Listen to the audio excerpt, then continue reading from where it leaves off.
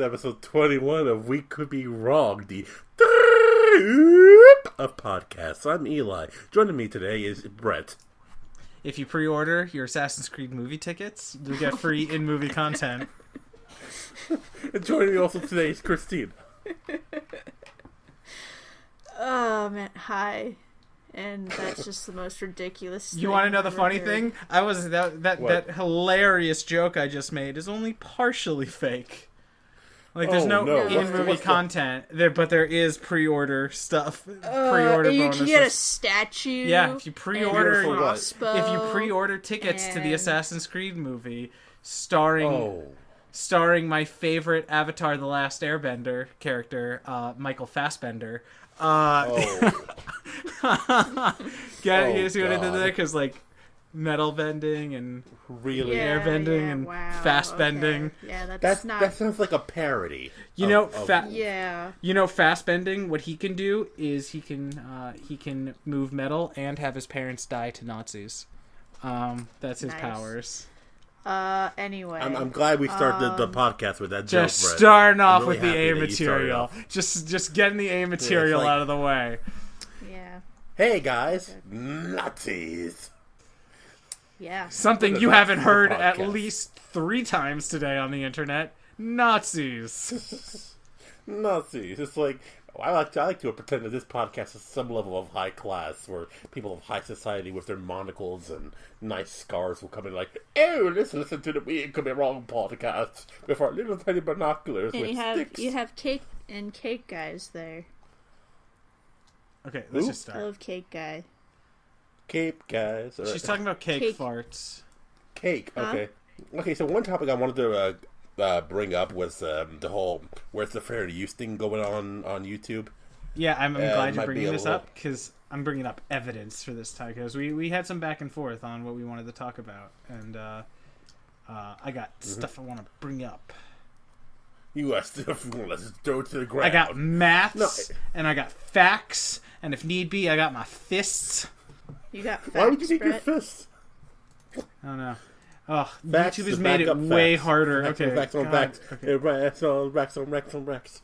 So, of course, everybody knows where's the fair use, the whole hashtag movement, backlashing against YouTube, and how it willfully will take away any monetization to any popular video content makers, or which is a douchey thing to say. It's just they'll take away monetization without even informing the people that they're taking it from, and which kind of sucks. Yeah, it really does suck. And even though they do follow the idea of fair use, well, a lot of them do. Some of them questionable. This is the thing that's been going on for years, and this hashtag started off because I think the Nostalgia Critic got him and a couple other guys. I Hate Everything, and who was the other guy? I think the Your Movie Sucks guy? I watched a video of his recently. Yeah, him. Okay. Alright, so interesting names. I Hate Everything, Your Movie Sucks. Sounds critic, okay. Well, yeah, they're calling out something that is really a problem on YouTube, and it's a legitimate issue. It is legitimate. My first reaction to this was, why are they complaining about this now, and when this has been going on for years? I immediately backed it up with, because Blip isn't here, and no one's using Vimeo or Dailymotion as their main thing, because no one's gonna go. How many people are actually Steven Universe, the legal posts are using Vimeo. Yeah, that's all I know. But that's what I mean. It's like Vimeo. Oh, geez, sorry. Yeah, I know. Like, those things are often considered like the background, like the backups, the alternatives to YouTube. Just very, very, very small amount of people will actually go there. Apparently, enough for it to keep standing. I don't know exactly why Blip. Do you know why Blip closed down? Maker bought them out. Yeah. Maker bought them out to create Maker Video. Did they create that site yet? I don't know. In the process of it, I think I've seen the new Maker Video player, but I haven't seen like a site for it. What is Maker Video? Maker is a multi-channel network, MCN, They just bought it out to make their own video hosting site for people. I think the idea is people in their MCN are going to be allowed to use this new Maker Video, which is based on Blip Video's player. Also, like, people like Nostalgia Critic or whoever. Yeah, I don't believe Nostalgia Critic's part of Maker. I believe he's part of his own that's MCN. That's why he's back in YouTube, and that's sort of like the fucked up thing. Like, YouTube is kind of almost a monopoly in a way, and that's a lot of things where people are like, oh, this place has too much power and too much thing. It's like, well, that's what happens when we give too much power to, like, especially one website, especially if that website is owned by Google. Well, I mean, so when you brought this up to me, I thought you were sounding very vindictive, very vindictive. You were just kind of like, fucking Nostalgia Critic, god damn it, like, now he's doing this, it's been going on for years. I didn't say it like that. No, you didn't. But that was what my interpretation of it was, and I was like, oh, geez, I don't know. Because here's the thing, this channel itself had gotten about somewhere between 5 to 6 content violations. So just so, like, just to, because I didn't really tell you about this before we started this, because I wanted this to be my fucking, like, scene in the courtroom at the end of the movie where the lawyer brings out all the papers and objection. The touching music starts playing, and then we do the pan around shot of me while everyone's cheering. So we got around 6 or so content violations. 3 of them I didn't fight because why bother? One of them. Wait, this channel goes? This channel. You can. Why? The channel we're all in right now. Well, why don't you fucking listen before you interrupt? The Galaga trailer I made with a bunch of friends in high school. It was actually a senior project I had to do. That has music called, I believe it's called Fighting, like Freedom Fighters, or Mountain of Doom, Mountain of Hell, or something like that, or Walking Through. It had a song on it, and I'm pretty sure that the record label that owns that song put the copyright claim against that. It's around 36 seconds of music. I do believe that would be able to constitute a fair use claim, but I'm not gonna fight it because that wasn't something. That's an old. It was an old video. I mean, it's funny enough. It's the video that has the most views on our fucking page. It also has monetization because the people who did the claim to keep the video up and in full contact. I had to let them put monetization on it. So they're all rich now because of you.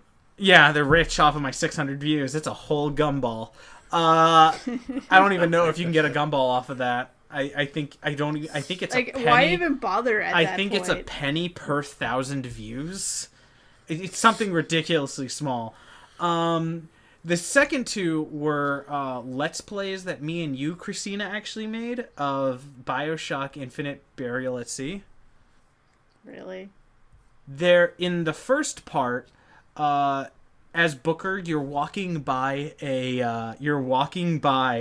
no lie, this is what the fucking copyright strike is. You're in like a mall. You're in a fucking mall. You walk into a shop, and they're playing some classical old music, like very old. And I got a copyright strike on that music. That's so stupid. I had to allow them to monetize that video for the content. I didn't even know if this was the real thing. I just let them. And the third one, I always wonder when people do anything with something like a Tony Hawk Let's Play, because that series has a lot of contemporary music. Well, that's that would make thing. a lot of sense for people. A lot of music that is licensed for video games is only licensed in a very minor part. So streams and Let's Plays don't have the same licensing rights. It's very complicated, and I don't know the full gist of it. I do know some games now have options to turn on like what they call stream safe mode, which basically will rip out copywritten music and replace it with filler music that they have in the game. Concrete Jungle, which was a game I was playing with, actually says like, the music in here is not licensed for streaming, so click this and it'll replace music that is licensed with non-licensed tracks. The third one we got was the same Bioshock Burial at Sea. During the final... Spoilers for a fucking 4-year-old piece of content. During the second part of Burial at Sea, the part where Elizabeth is being... Someone was buried at sea! Like, basically she gets beaten to death, I think it is. And, like, you start to hear music playing in the background.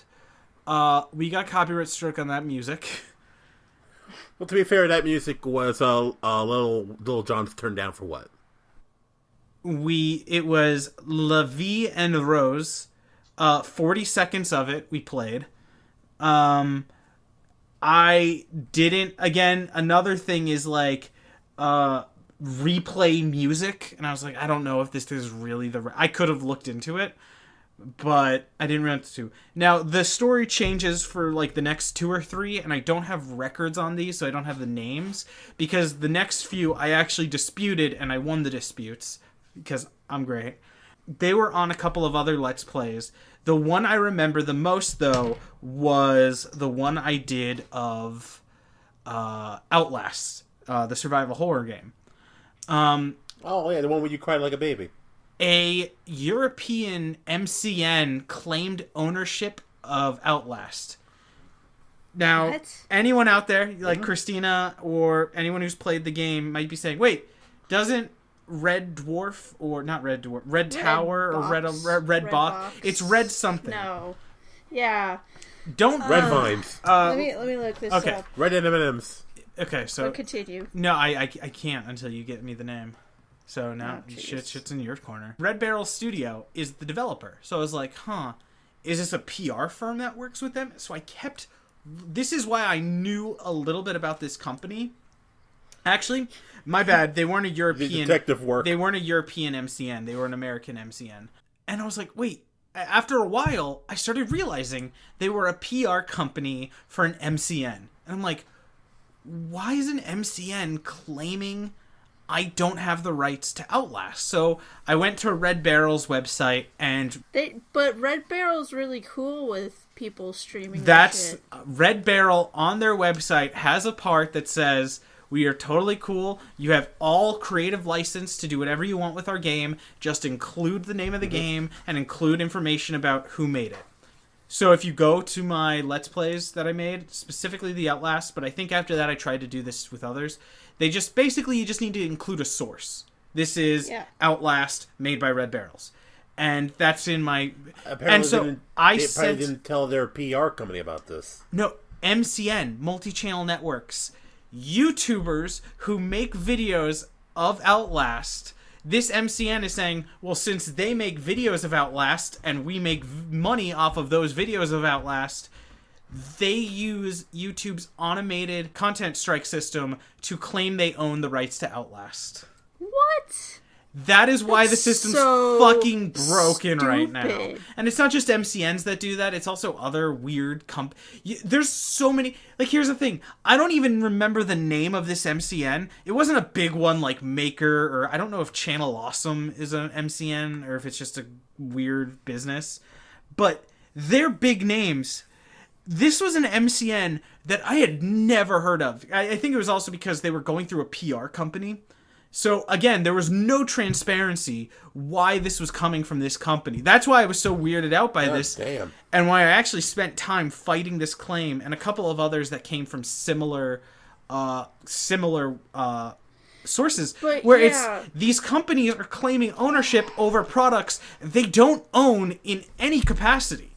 And they get away, and if I made that Outlast video and I was, let's say, someone popular enough to actually make money, I would have lost everything to a company that has no right to that income.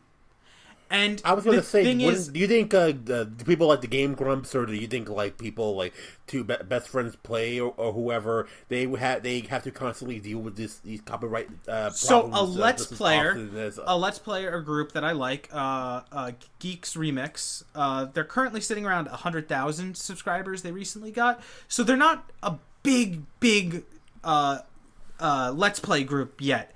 But they're well known enough that they can actually make revenue off their videos. they got the same, like when I saw, I think her name's Kiri, the girl who, or Miri. So I feel so fucked up. I'm messing up the name when I'm trying to source this. Larry. She brought that up, and I was like, shit, that's what happened to me. This is a fucking problem. Because this wasn't like it happened to me on one video.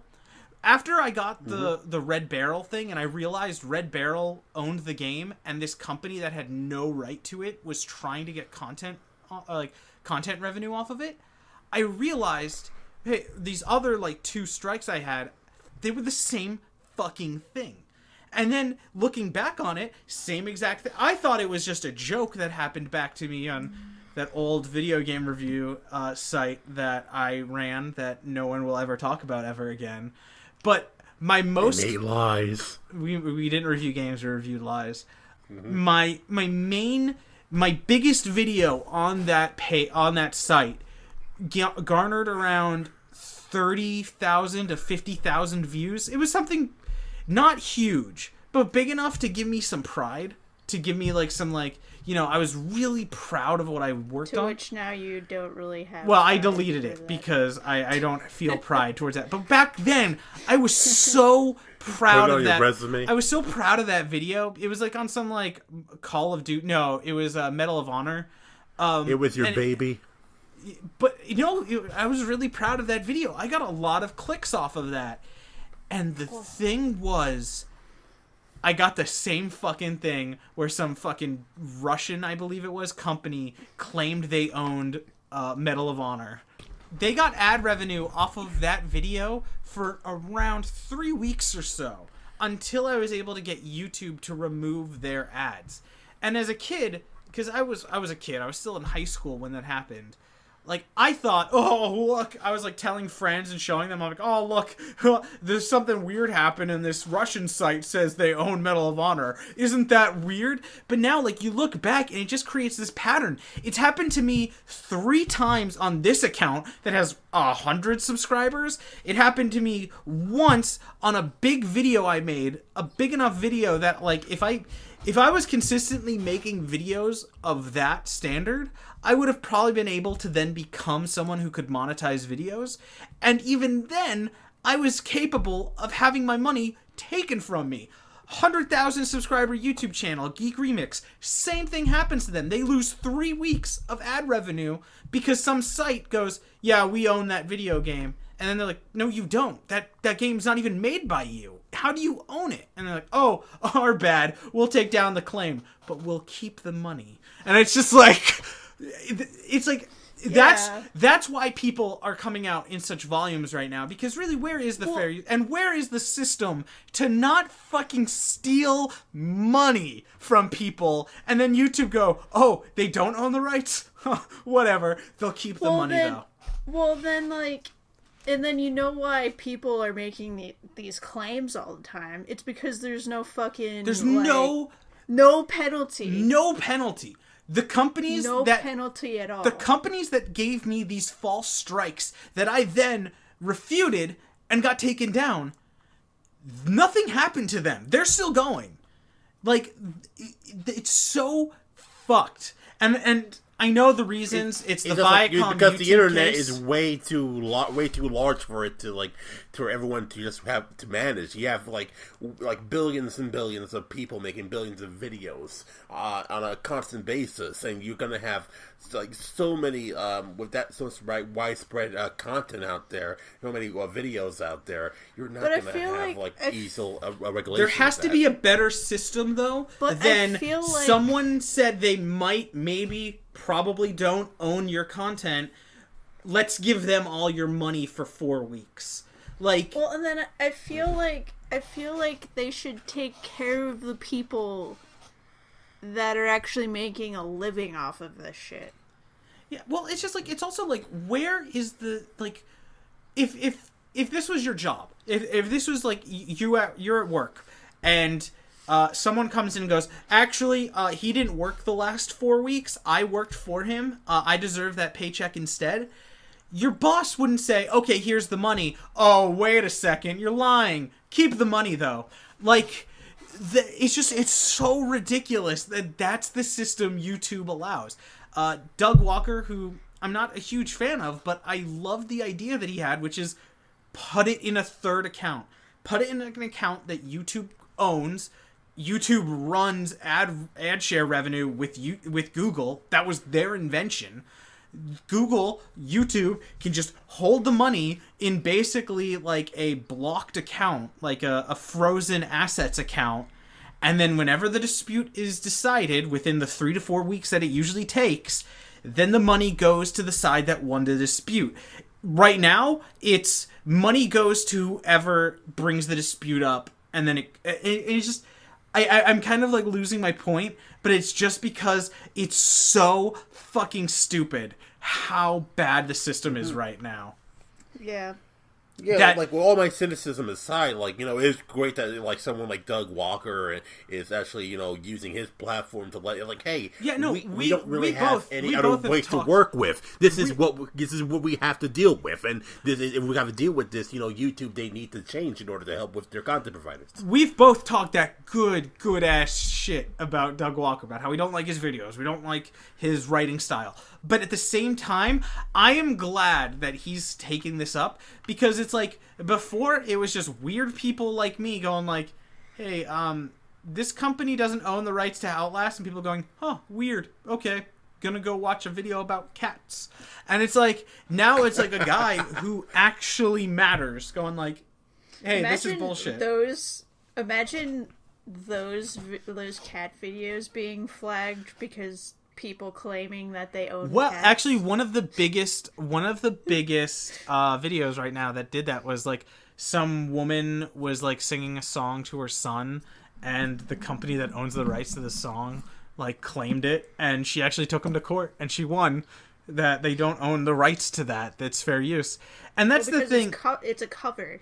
It fair use and stealing and pirating. Off of it anyway. So what happened with the Viacom versus YouTube scandal was people were blatantly putting up episodes of television shows and outright putting up movies. Like, if you remember the heyday of YouTube people used to 7-part movies. Yeah, 3-part anime. I remember the days of 3-part animes on YouTube. Oh yeah, that's how I watched Samurai Champloo in college. That's how, like, I used to watch a lot of shit in high school. Now it's on Netflix. Yeah. That was like the time where I was introduced to anime that wasn't in Toonami.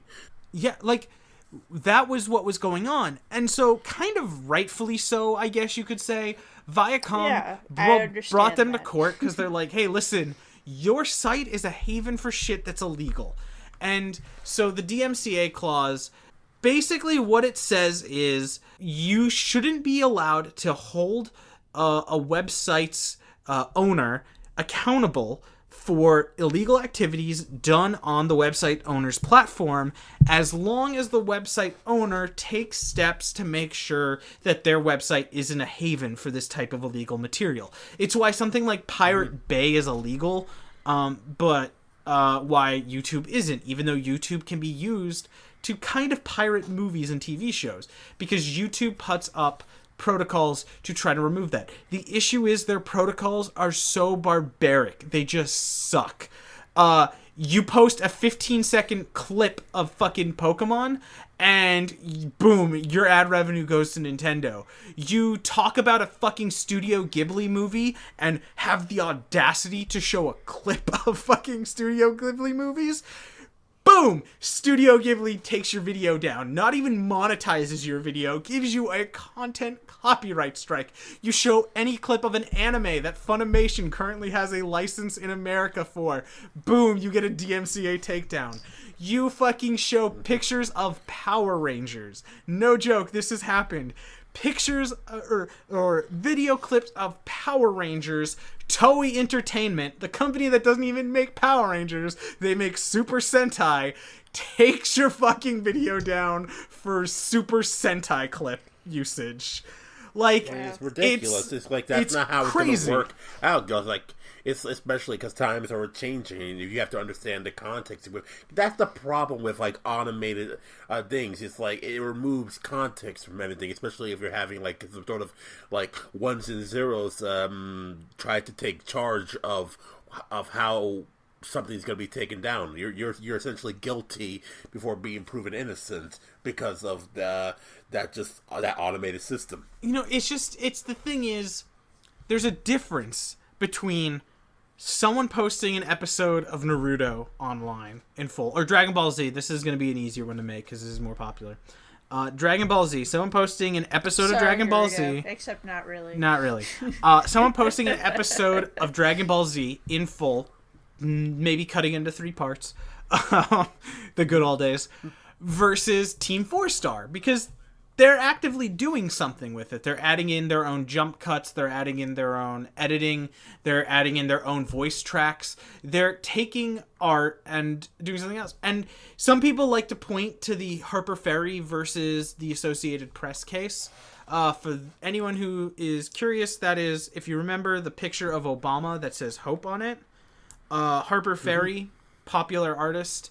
Harper Ferry settled out of court, and now a lot of people say that proves that you can't really do you can't really make the kind of thing. What he did was he took a picture of Obama. Well, no, he took a picture of Obama from a kind of like press release, and he edited it so it was this painting, and then his painting made fucking big bucks. Everyone knows that fucking hope sign. Now, Associated Press, who he took the press release from, sued him for that. Now, there's a few reasons why they did that. It's not because, he violated copy. It's because he was making a lot of money off of it. And they're like, hey, didn't our photographer take that photo? Like, yeah, he did. Let's sue over this. Say it's our photo. Now, they settled out of court, and the reason they probably did that was because court is really fucking expensive. I mean, to fucking put down a retainer on a person who's going to come to the courthouse, like, every day or once a week or once a month, it kind of costs a lot of money. So Ferry probably just wanted out of that, and settling out of court, you just settle. There's no that's the thing, is it's like art sometimes is going to use that kind of stuff. What's his name who used the Campbell's soup can? Oh my god, I knew I'd come on, Rizzy. Come on. God damn it. Andy. I want to say Andy Warhol. Yeah, okay, Andy Warhol. Andy Warhol. We got a winner, Andy Warhol. Yay. Is that, if you posted that on YouTube, fucking Campbell's would have a fucking monetization on that already. They have, sometimes I say they have the right, but they don't really have the right. They can. And it's just like, okay, you can do that. That's fair. But why? Nintendo and Let's Players. Nintendo treats Let's Players like garbage. Why? First off, to be a Let's Player of Nintendo games, show some fucking dedication, because those are hard fucking games to Let's Play. There's no streaming option like every other modern device has. Even fucking phones are getting a fucking streaming option, so you can stream fucking Flappy Bird. But also, like I'm saying, like giant places like Game Grumps, do they get away with that the same way, or do their revenue? I honestly don't know. Nintendo? I don't know how they. Well, because they're owned by Polaris, which I believe is an off branch of Maker. Now, they probably have their own legal department. They probably do have their own, but it's like, okay, first off, so the idea is, though, why do this to fucking free advertisement? Take, for instance, I saw Pro Jared was streaming a game called Stardew Valley this week. All right. And I watched a couple of minutes of it, and then I watched, I watched a couple of other, I watched Geek Remix play that, I watched a couple, and then I was like, this game that everyone seems to be playing looks like a lot of fun, so I went out and I bought it. It's fucking free advertisement. And a lot of indie game artists actually know this, because they go to these people and they're like, free fucking copies of my game, please play my fucking game. Please, I need to feed my family. And that's the thing. It's like, this is free advertising. I would have not even touched Splatoon if it wasn't for the fact that I saw so many people playing, and I was like, that looks like a lot of fun. I guess I'll pick that up. But even Jim Sterling, made a great video of it. You mean one? Talk about how he got just showed a 15-second clip of Splatoon, the only game he was talking about positively in that entire video, and then Nintendo's Nintendo monetizes the video. Yeah. And that's the issue. Is it's like Colin Moriarty, when he used to work at IGN, they were talking about this, and he's like. He said they legally have the right to do this, which I think is actually debatable now if you think about it. But what he said was, sure, they might have a legal standing to do this, but why? And that's the issue. But why? That video I made on Outlast has maybe 100 views. You get a fraction of a penny for every 100 views. Why would that company want that much? Now, I feel like I guess you could say some fucking Superman 4 or 5 kind of money scheme where you get a fraction of a penny off of a bunch of people who don't notice. Well, yeah, I think that's why those companies do it. But Nintendo, are they led by Lex Luthor? Nice. Lex Luthor's new plan is to steal Let's Play money. But, okay, so because I kind of feeling the reason why you never heard of any of those video company things is because that's probably why they opened him.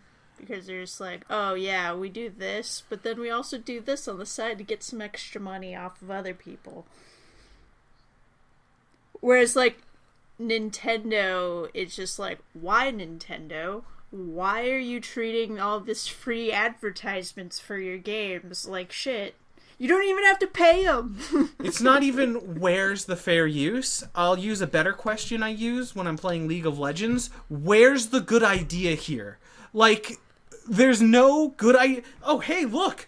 Hundreds of people want to let's play our game and tell other people about our game. And as Nintendo, it's fucking...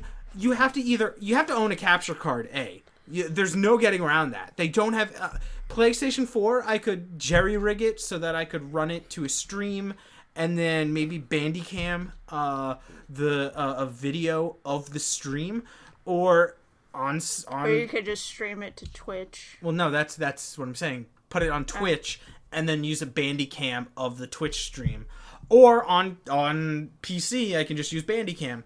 But it's like no company other than Nintendo, which is doing. Now feel free to email me if I did that wrong, if there are other companies that do it, but it's like I feel like only Nintendo's doing it, and it's like you're the hardest company to let's play. Most let's players stay away from Nintendo games, not because of any personal bias or anything, but because they're just so fucking hard to do. Because people love Nintendo. You have to, for a fucking DS game, you have to get one of their goddamn $5,000 press dev kits, which are fucking insane, or you have to buy one of those $200 to $1,000 capture cards. I think I've seen. I don't know. Again, I don't know how you fucking get video of. I don't know how some people get.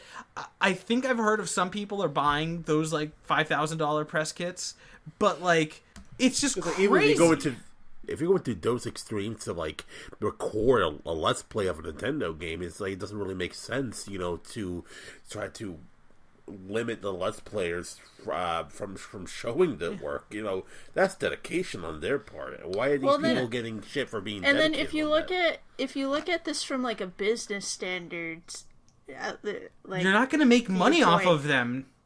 But I'm sure any other company that had this type of opportunity of free advertisement would fucking jump on it and be like, yeah, you can play my game and tell people about it. and it's just oh my god, it's crazy to me. It really is crazy to me. Can you imagine how other companies, I don't know, clothing stores would be if people could do something like Let's Plays for them, they'd probably be like, yeah, fuck yeah. Come on. I came here to this conversation thinking like was a problem of how we treat like YouTube as like the sole like video place, and just like how we don't really go anywhere else. But now it's getting to a larger problem. It's like if it does happen to anywhere else, you will have these groups take advantage of. No, it's not. Everyone keeps saying like, is this YouTube's fault? Oh, if only there was a competitor. I don't honestly think that that's the issue. I think they need to update their systems, and they've been talking about that, and that's a definite thing. But if Blip became the big thing, and people... And the thing was, why did Blip not have an issue with this? Because Blip would fucking micromanage who was allowed to post on Blip. Like... Blip micromanaged the shit out of it. There was not like, and then they started kicking people out of Blip. If you weren't making enough ad revenue for them to care, they kicked you out. And the idea was like, we don't make enough money off of you to fight for your right to make videos, so you're gone. I know a bunch of content creators got kicked out of Blip, and that was the thing. Whereas YouTube is all free. It's all like YouTube is a democratized. I don't know how you say that, but it brings video production to the masses, and most of them are just going to be shitty videos of people walking around with their cell phone, taking videos of their friends like assholes. But some of them are like, why are people taking videos of their cats? Cats, yes. Yeah, like a lot of people. Dogs. A lot of people are still upset whenever it's like, oh, how is this screamy, yelling Let's Player, or like this high pitched, like an unfunny comedian? How did they get popular? It's like that's what the consensus wants. Okay, I don't always agree with criticism, and there's certainly people I don't like, but I think that when you try to like, it's not even stop it. It's just like it just looks shitty for you. If someone doesn't like you. You call him out and say shitty. Like, I like Max Landis. He's a writer. He talks a lot about how he just doesn't read reviews of his things he's written. Right. He's not really interested in Rotten Tomatoes. He hates Rotten Tomatoes. But at the same time, he doesn't talk about destroying them or removing them. And that's where one of the issues comes from. That's my job. That's like, people just go like, oh, hey, I don't like this thing someone said about my art. I'm going to have... And it's like... It's something that a lot of artists, like, I don't think you could ever find a single... And that's something I wish some critics would understand. There has never been a fucking artist in the history of the world, except for fucking rare occasions, that doesn't see someone say, wow, your art's fucking terrible, and go, well, I'm gonna take this not personally. Like, you know, like... Yeah. Art critic, like... Well, I mean, like... They teach whole classes of that in art school so that people understand, like... It's gonna fucking hurt. Let's rip the Band-Aid off right now. No, yeah, I heard horror stories about critiques, like critique classes in RISD. Like, how people like come out of the class crying. Brian Michael Bendis made a guy cry at a writing workshop. A guy was like, how do I write like you do? And he's like, stop being fucking lazy and write for once, you fuck. And the guy just like, like, I feel like being an artist, though, is kind of like, okay, yeah, you're not perfect, but I feel like some criticism can be a little less... Criticism helps, but at the same time... I think. Here's my thing, though. Like, critics need to understand, like, artists are like, you know, like, it takes a lot to just be someone who's like, I'm gonna work for fucking 5 years on something and then watch someone call me a queer for it. And it's like, I'm going to pour my heart and soul into something only to have it shit on. Like, someone's like, I'm gonna work on this cartoon for 8 years, and then someone calls it The Amazing World of Dumbball. I'm totally cool with this. Like, yeah, it's like being an artist. It's like pretty much, you know, proving to the world, like, you know, hey, I want to make something, and I'm ready to cry at any minute. Yeah, I know. It takes a lot of, like a lot of, I don't want to say balls, it takes a lot of courage to actually put your art out there to the world, and just to have any semblance of someone, you know, criticize your art, it's really hard to, like, not associate with that with yourself. Oh, you know, like, as far as you know, that's your baby. Exactly. When I work on, I entered into a writing competition about like 6 months ago or so. It was the night that Mad Max Fury Road came out. So what was that, like 8 months ago now? I don't know. And I was terrified. Christina was with me when I was doing the turn-in. I was terrified. Like, because it really feels like... And I didn't, like, get upset when I didn't win or anything, but it still feels like you fucking work on this. It is your child. And now someone is going to fucking take your child, put them on stage, and says, yeah, your kid sucks. And it's just like, oh, God, well, like, I'm not ready for this. I think it's a little better when you submit something to a website, though, speaking from experience, because, like... There's no face-to-face on it. Yeah, there's no, like, somebody's telling you to your face. Oh, that's why I don't think... I'm currently taking a senior seminar right now, and it's for creative writing. And one of the... How many people want to write their memoirs? How many 18-year-olds want to write their memoirs in your seminar? Let me fucking talk. Excuse me. As soon as when we put our creative works there, we have the way we do it is that, like, the writer stays quiet while everyone talks about their work and, you know, brings about what works and what doesn't. And I have this professor. I never had her before, but I get told by my friends who had her that, you know, oh, she hates me. She told me to about this criticism or that. She hates me or whatever. This idea that she a professor hates the student or whatever. But I got back my criticism, and I was just relieved to have all this critique on. I'm happy to see all the marks I had on my draft that I gave her. I'm happy to see, like, oh, this is a good stepping stone to improve my work. Well, yeah, that's great to have. It's great to have not only to have criticism, but criticism from people who know what the fuck they're talking about. And that's sort of the problem with the internet. You get criticism, but most of the time it's not from people who know what the fuck they're talking about. Everybody's a little too squishy sometimes. Yeah, no, like this is a weird. They have every right. This conversation is segued so weirdly, but, like, you know, I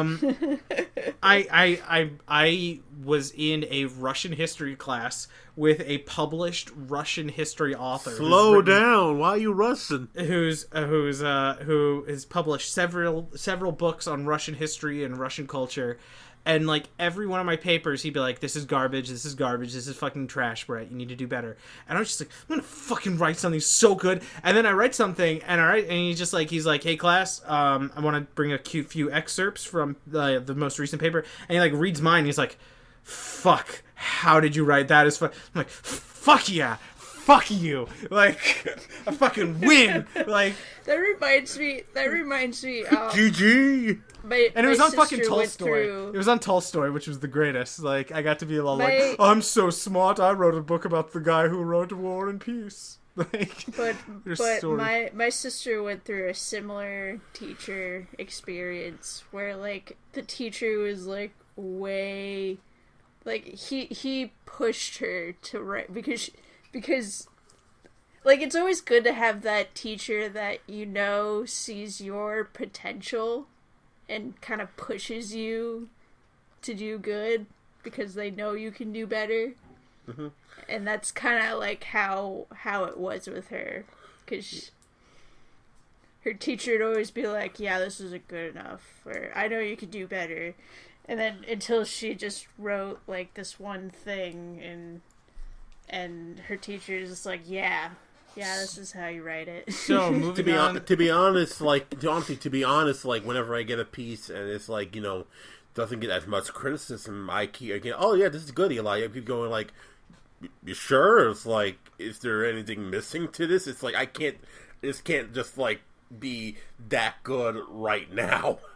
That's why that's one of the reasons why I kind of don't really like the internet, because it's either too positive or too negative. Yeah, it's like nobody knows how to make a constructive criticism, and that's what I need. That's like one thing I don't like about a lot of internet critics, is that a lot of internet critics, they're like, they start off and they're just like, this movie sucks, it's the worst movie fucking ever, but I do like this one thing, and then it's like a really weak, like, positive thing just to feel like there is a positive part, and it's just like, It's kind of one thing why I really like podcast called good. How Did This Get Made? Good with visual arts. Okay. Visual arts, I think it's always good to do. Is this how you feel, Eli? Is this like what you know, like when you're trying to say something and what? I'm just saying like it's good to have at least one positive, at least when you're giving a criticism to an artist. Yeah, but here's the thing: when it comes to internet criticism, it's not about providing criticism to the art. It's about being true. Look how smart and funny I am for the criticisms I'm making, and it's self-indulgent. Yeah. That's the problem. No, and that's why like that's one of the issues, and we talked a lot about the nostalgia critic this tonight. We're like, oh, it's so good on him, blah, blah. But it's like, I think one of our main complaints that we always bring up back and forth with each other is like, we don't think he's really that good of a critic, and that's in his name. Like, he doesn't feel like he's making reviews to like help anything or to like critique a movie. It feels like, hey, this is popular enough, and I can make a bunch of I saw his thing he did to prove that point more. He did a review of Cats and Dogs. Who cares about cats and dogs in 2016? So, one of my favorite pieces written on was written by Roger Ebert, the great movie critic Roger Ebert. And he kind of wrote this thing basically soon to before he died, where he was just talking about how he didn't like the internet age of criticism. And one thing was he never called out the name, but I always kind of thought it was Film Brain, whatever that kid's name is. And he was just like, so I'm watching this kid's review, and it's of Paul Blart. 5 years after anyone who's given a shit about Paul Blart has like moved on from that, and then he goes on to tell jokes for like 24 minutes, and I don't really get it. And he describes the plot. That's one thing I fucking hate, is when people just point by point explain the plot. Like, one of my favorite. Oh, you would hate the newspaper in our campus. One of my favorite critiques on the internet in general is Red Letter Media's reviews of the Star Trek and Star Wars movies, because they don't go over the movies point by point. There's actually a lot of stuff they skip over completely, because they just want to get to the part where they just want to talk about themes, characteristics, plot points that don't make sense, plot points that don't add anything, things like that. They don't go, then this happens, then this, then this, then this, then this, then this, then this, then this. Like, they'll talk about like how the general flow of the movie and how things go from point. Well, first they're doing this, then they kind of do this, and then this happens. But they intercut that to prove a point, like, oh, this is why this is so fucked up. But because the pacing's really weird. Like, when was the last time you've seen one of these kind of like internet critiques where they actually like, you know, like bring up characters and not just like person played by this actor does this, this, and this, and then at the end of the review in the last 7 seconds, they're like, that character is and it's just like, that's not really a critique, that's just a word. Like, you know, like, that's my issue with a lot of internet criticism. And I don't know how we got from fucking DMCA takedowns and how much but well, you know, one thing I just wanted to point out for a nostalgia critic is like, what I really liked about that where it's a fair use video is that it's an editorial where he actually says something, where he actually has a fucking point, instead of like, some people have an opinion, some people have another opinion. A great video on that is Red Letter Media just made a review of the Ghostbusters trailer. And it's probably one of my new favorite videos on the internet, because it's just Jay from Red Letter Media, and he's just like, I have what does he say? He's like, good things happened, bad things happened. What are your opinions? Because they're mine too. And it's just like, that's kind of how I feel like a lot of criticism on the internet. Like, especially that I when the Doug Walker editorials, like, there was one that really pissed me off. Like, I kept telling you about the one we talk about. Our jokes go. When do jokes get too far? And the whole thing that drew me off with that was he's arguing that offensive humor works in order to convey a message, but ironically, he's conveying this message in the most milquetoast way by going, some people go too far, some people are too sensitive. We're all in the middle because we are. I don't want to offend anyone watching this video, so I assume that they're in the middle and they think both sides are crazy. Yeah, and segueing from that, Pokemon. Yeah. So wow, we don't even get a conclusion to this. No, we've been talking about it. I want to go to bed some fucking time tonight. Like, no, I think we should end it because we were talking about 15 minutes with this has been the best conversation we ever had about this in this podcast. To be honest, do we want to make that the whole podcast? Because yeah, okay, all right, yeah, it's like do a supplementary one or something. Or well. Oh, no, I was saying, like, we end there, or do you want to keep going? No, let's end right there, and then we'll start fresh next week. So, Christina, we're going to start with you. Where Why can do we we find you? always start with me? Fine, be that way. Brett, where can we find you? Why do I always have to be second? Okay, go with me. Me last, so I see how it is. Okay, see you later, guys. Bye. Stop recording, goddamn.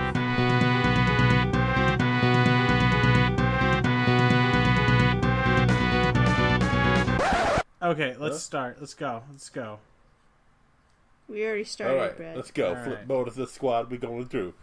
Everybody, let's go do. Flip mode of the squad, we're coming through. I don't know why. This is a song from, I forgot what it was, NCAA. Don't mind game. me. I'm tying my favorite noose onto my fucking, like, board up there. It has nothing to do with what you're doing.